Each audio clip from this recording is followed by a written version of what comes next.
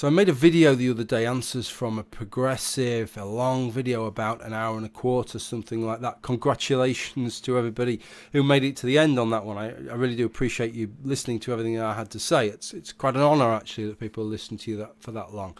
One of the luxuries of making YouTube videos, if you have the luxury that I have, if you're not hamstrung in that you do it for a living and you have to keep talking about the things everybody demands you talk about, is that you get to talk about the things you want to talk about. And one of the real beauties of that is that you end up striking up exchanges in comments, or people make comments with questions which are as interesting as the things that you were discussing in the original video. So this video that I made the other day, Answers from a Progressive, I got 2 comments back that I want to address in this video because I think they're really, really interesting points, and then allow me to kind of embellish on some of the things that I'd said in this original video. So let me go through a couple of those. The first of those is from a guy called, I assume it's a guy, it might not be, it might be a girl, or a non-binary person or whatever. I don't fucking know. I'm disappearing down a rabbit hole rapidly on this one, aren't I? A YouTuber called Food for Thought, and they are one of the people that have come over from Bearing. Hello to everybody who's come over from Bearing as a result of the shout out that he made. Great to have about another 1,500 subs. Adds a bit of vibrancy, new subs, so that's fantastic.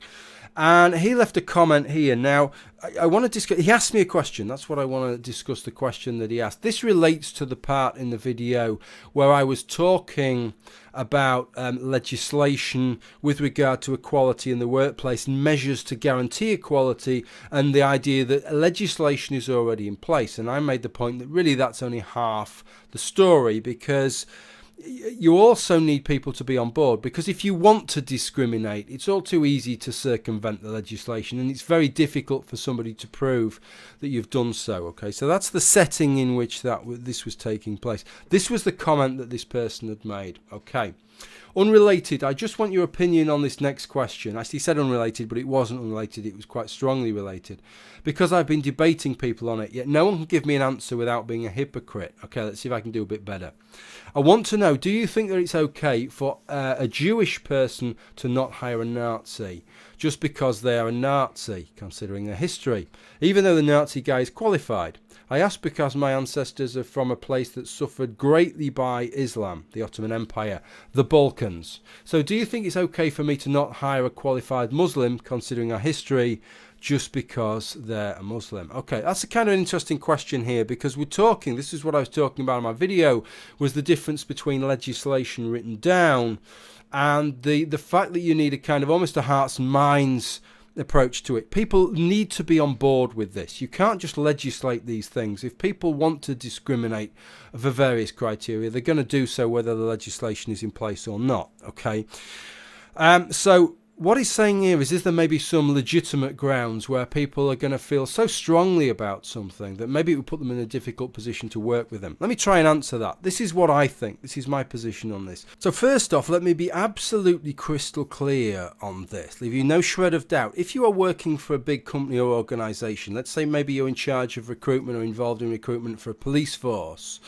or maybe you work for Microsoft or somebody like that, right? You have no business bringing these personal grievances and prejudices into the workplace, right? The recruitment, the way in which recruitment is shaped in terms of these organizations should not depend upon the personal whims of the people who are in charge of recruitment. There is a recruitment policy laid down which says what the recruitment criteria will be and what the recruitment process will be. Your job is to apply that as neutrally as you can, not to bring your own prejudiced judgments to that. Okay, and that's the only way that that can function. You have no business bringing that in. That is the same regardless across the board, right? I mean, it's the same as if you were a Muslim and maybe you have very traditional ideas of women and what women's role should be, but if you're in the workplace, right, you need to leave that shit at home. You don't bring that to work, because that is not the understanding of the workplace. What you want to believe when you're at home is up to you,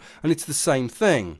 So if you were working, food for thought, in an organisation in charge of recruitment, I would not accept for 1 minute you may have these problems, and I may have some empathy with it because of your family history, but that's hard shit. You don't bring that into the workplace, okay? It's a little bit different, I think, if you're a private employer. When you're employing people for your own business, especially if you're going to be working with them in an intimate capacity. And on these specific situations, you gave some examples here.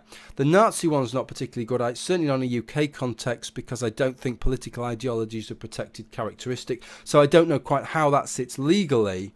But I do have some empathy when I understand, and this happens all the way around the world. You would have, in areas like Kashmir, you'd have it working both ways. You'd have people with Hindu relatives there who would have real grievances against Muslims. You'd have Muslims there who'd have real people with Muslim relatives there who may have real grievances against Hindus. Same thing might happen if you have relatives from Israel, Palestine, etc., etc. There are all kinds of conflicts around the world, all kinds of grievances, and I understand that, right?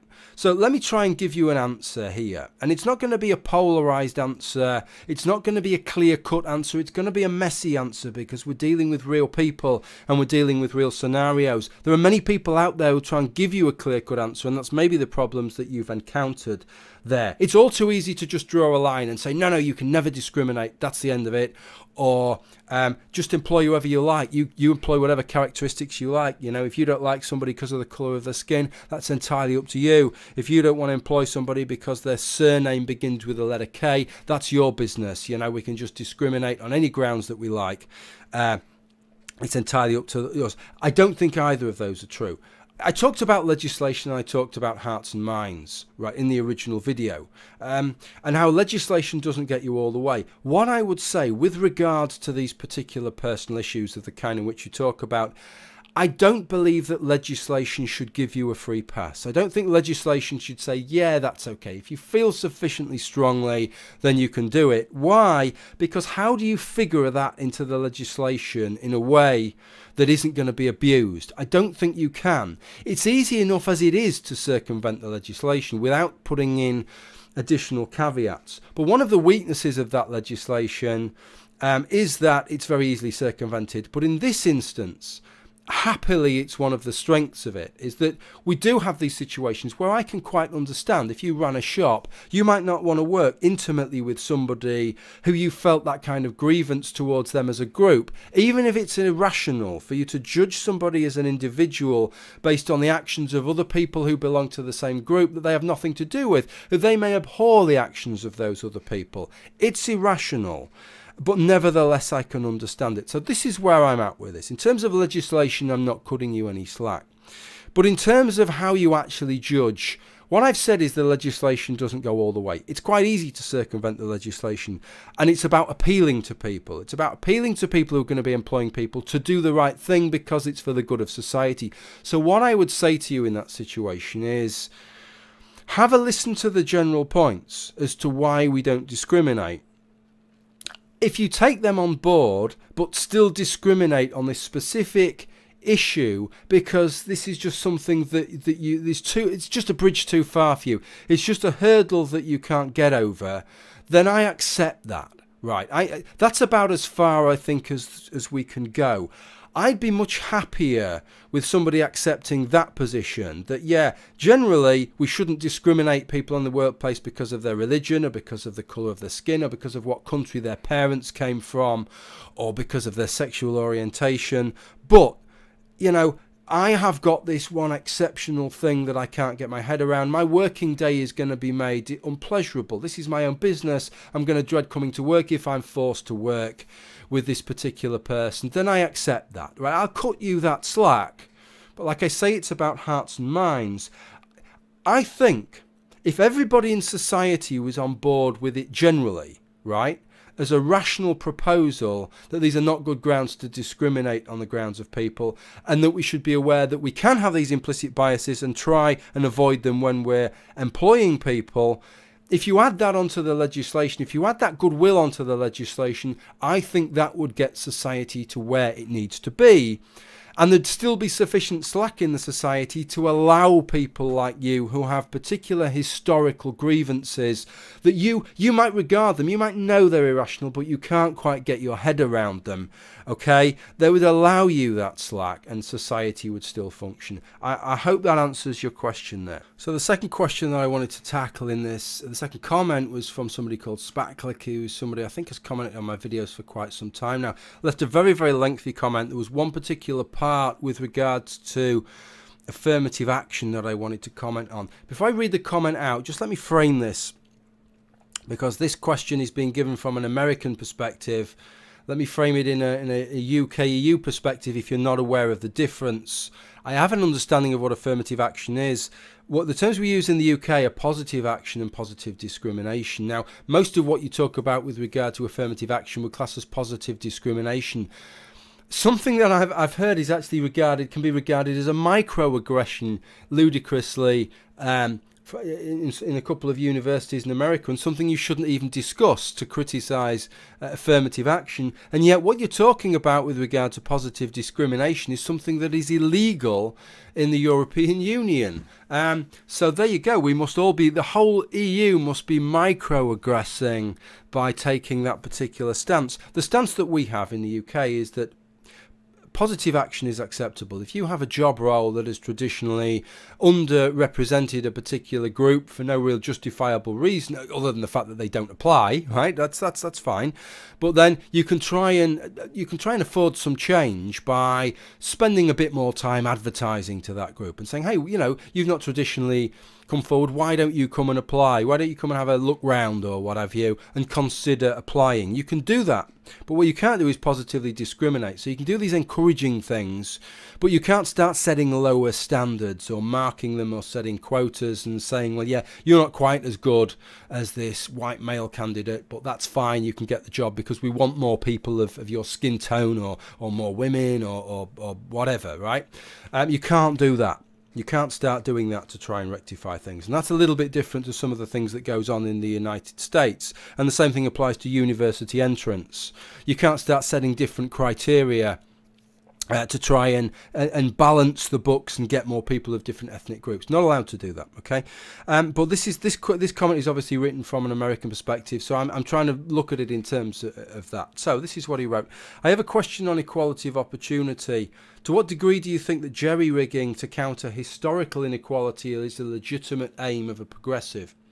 In particular, I'm thinking about the argument for affirmative action that basically says that black people in America are in a worse starting position because of the history of slavery and so need to be given benefit to counter that position in order to be equal in society. Okay, I responded with respect to what level of affirmative action is acceptable. That is a fascinating question and one I'm in two minds over. I can see both sides. I will save this for a video response. Okay, but you couldn't wait for that response. But it's one area where I never come down on the same side twice in a row when I try to think it through. I can really buy the argument that if a company stole all your father's land or didn't pay him wages and were convicted of it after he died, you should get compensation because you lost out as his survivor. And so in that sense, reparations for crimes against someone can definitely be owed to their descendants. But by the same token, most of the people affirmative action hurts aren't the trust fund kids sitting pretty on their ancestors' stolen wealth. They didn't retain strong benefits from the crimes of their ancestors, so it's difficult to see it's fair to punish them. Of course, that's a legitimate point he makes, is that you can't benefit somebody, you can't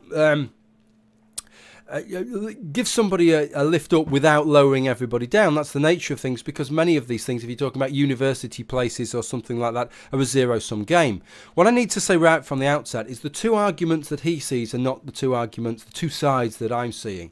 Okay, I meant something slightly different. He's referring to this business of reparations, doing it affirmative action as a means of reparation, of making up for past misdemeanors, in this case slavery. I don't think that that to me is setting a really difficult precedent, and I don't know how far down you set that. I mean, from the United Kingdom's perspective, does Germany therefore owe us reparations for bankrupting our economy by pushing us into 2 world wars? I don't see why not if we're going down that line.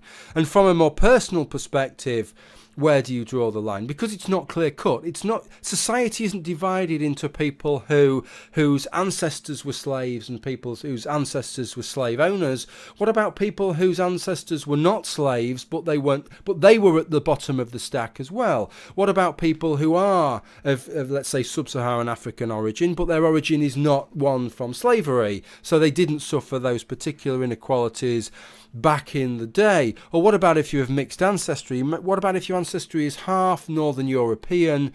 No, let's say a half Northern non-Irish European, let's say English, quarter Irish and a quarter sub-Saharan African. So for the sub-Saharan African, the African-American part of your American identity, we first need to look in then, don't we, to work out, well, was that particular bloodline enslaved at any point, or weren't they? And are we going to make a difference between whether it was or whether it wasn't? Because some of the inequalities would have been experienced in either case, some of them won't have been. And what about the Irish quarter that you have? Because they suffered a lot of inequalities when the Irish, they were persecuted in many cases when they came over to America. So how is this all going to function? It's tremendously complex. You could spend years and years and years arguing in a court of law for each and every individual as to what extent they should receive reparations and who is going to pay for it. Because somebody has to pay for it, and if you just take it out of the general tax budget, then that is taxes that would be going towards helping the most needy in society, and most of the most needy in society are these people to begin with anyway. So it doesn't really make any sense. So we're going to have another campaign then to extra tax people. So everybody's heritage will be looked into to see whether you did have any slave owners, or does your white heritage, is it an Irish heritage, or is it a Germanic heritage, is it an English heritage, or what is it? How complicated does this become? I don't think that it's workable, and I also don't really think it's an ethical way of carrying on to try and jerry-rig what's happening in the present based on things that often happened hundreds of years ago. In some cases, that's how far you would have to be going back. So I don't buy that. That's not what I was talking about. What I was talking about in Two Minds is this, is that I believe that when you apply for a job as an individual, and you should be judged as an individual based on your individual merits and your individual abilities and failings, and not according to some average characteristics that you belong of the groups to which you belong. And that applies across the board. To me, that is the gold standard. It might not always be achieved. There might be prejudice, there might be racism in recruiting, but that's what I want to see us get away from. And I don't believe you get away from that by including more racism. I don't think that putting a sticking plaster of racism over racism gets rid of racism. It just gives you an even more complicated mesh, a mosaic of racism that you've then got to pick apart. When the original racism goes but the sticking plaster of racism remains, you've still got racism, and you're still going to have people feeling... people are going to feel disenfranchised, but they're also going to have resentment that somebody's got a job not based on their merits, but based on the colour of their skin or their sexual orientation or their gender or what have you. Okay, so I think you're creating problems as you're trying to solve problems there. And like I said in the original video, it's no benefit to me to know that people who look like me or talk like me or sound like me or think like me have got a job and I haven't got one because, well, they filled that particular part of the quota, right? Because they don't share their income with me, right? So that's no help. But the only issue I have when I say I'm in two minds is this, is that one thing that I'm aware of is that in some occupations, traditionally, certain groups have been underrepresented. And despite, there's a lot of people online who will say to you, well, I'm not bothered. I don't need role models. I don't need to see people who look like me doing something. I'm hard-minded enough that if I want to do something, I'll just fucking do it. I'm not like that, and most people I know are not like that. I mean, I'm a father of a 2-year-old boy, and I know from personal experience, recent experience over the last couple of years, going to parent and child groups, that generally if I go to one of those groups, I am the only man in that room. right? And I'm made very, very welcome. Don't let me mislead you there. But nevertheless, it's an extra hurdle for me. It's a disincentive for me to go to those groups that my wife doesn't suffer, because she's going to feel more comfy there, because it's an atmosphere. It's a very feminine atmosphere. It's all mothers talking about motherly things. Okay, so that disincentivizes me from going with my little lad. I'm kind of comfier for her to go.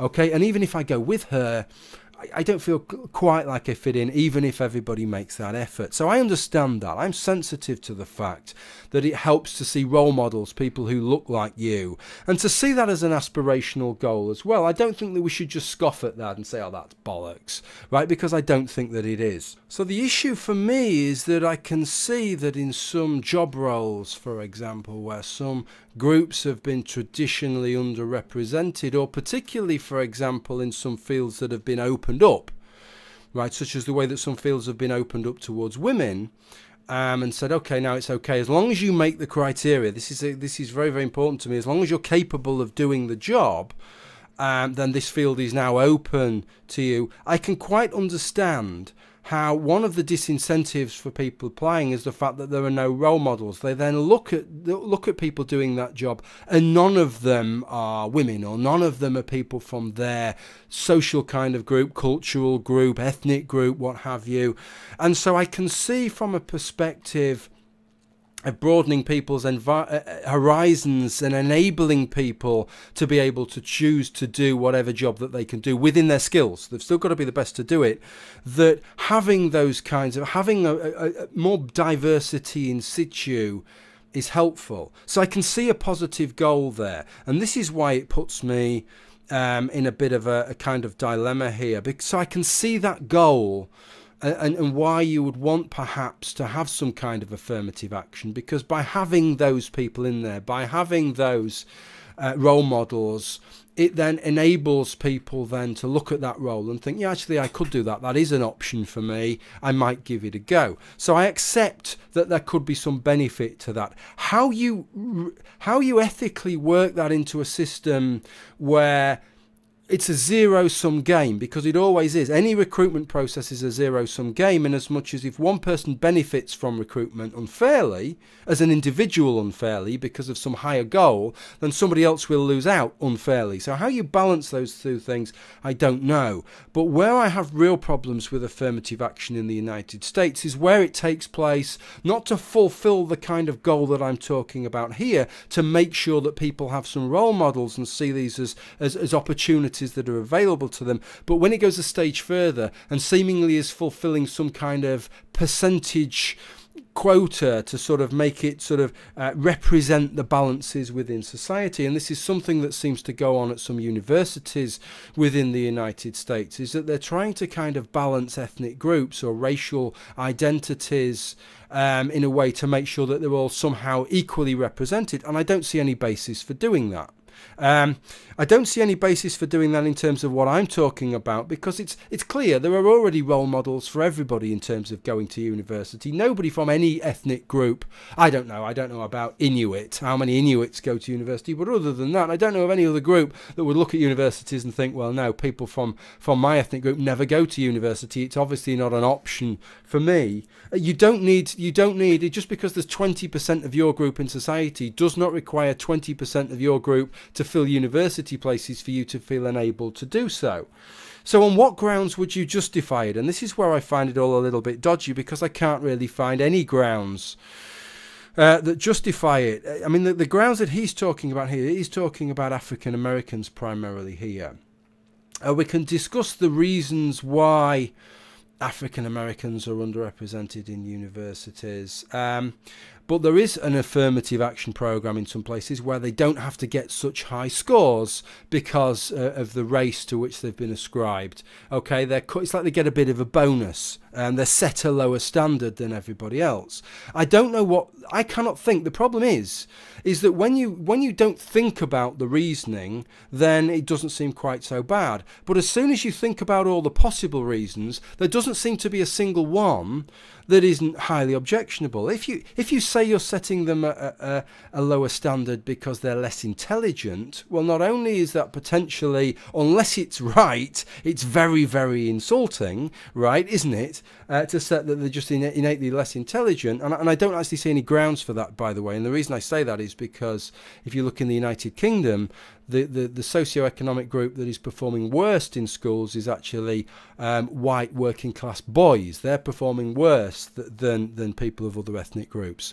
So I don't see any, I don't think that's what's involved. So that leaves you really with culture and economic deprivation. Now, if it's in terms of culture, like I said in the first video, if you believe that multiculturalism is a good thing, then you've got to take the rough with the smooth. And it is a zero-sum game. And if you're saying, well, yeah, this group, African Americans, their culture doesn't invest very heavily in education, so we're going to give them a bit of a bonus to make up for that. Effectively, what you're doing then is you are punishing other cultures that do invest in their children's education. And how can that be an ethical way of carrying on? So that finally that leaves you with economic deprivation, that African Americans more often than not come from areas of economic deprivation, and so that is what is skewing the statistics. That is what I think is probably the case, right? I think that is probably the factor that is involved here. Do I think that's a legitimate factor to start having some kind of affirmative action and to taking that into account on top of just pure raw ability? Or in terms of raw achievement, grades, SAT scores, whatever, possibly. But this is the problem for me.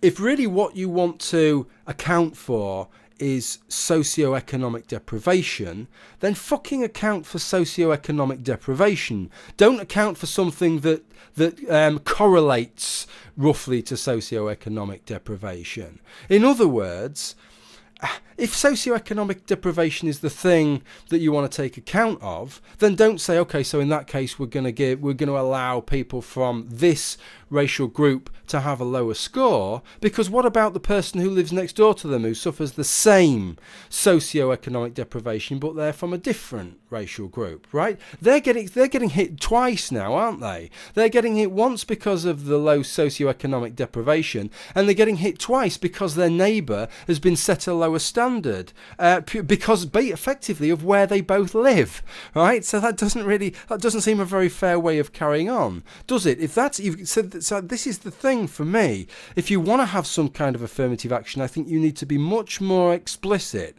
on what is the reason that you are having this affirmative action, right? And if it's because that some groups are underrepresented, why are they underrepresented? Find the reason for that underrepresentation and provide the affirmative action for that reason, not just for one group that might be susceptible to that reason. I hope that answers your question, Spyclick. I know that this is perhaps a little bit longer video than I would like to have made on this, but these are fucking complicated issues, right?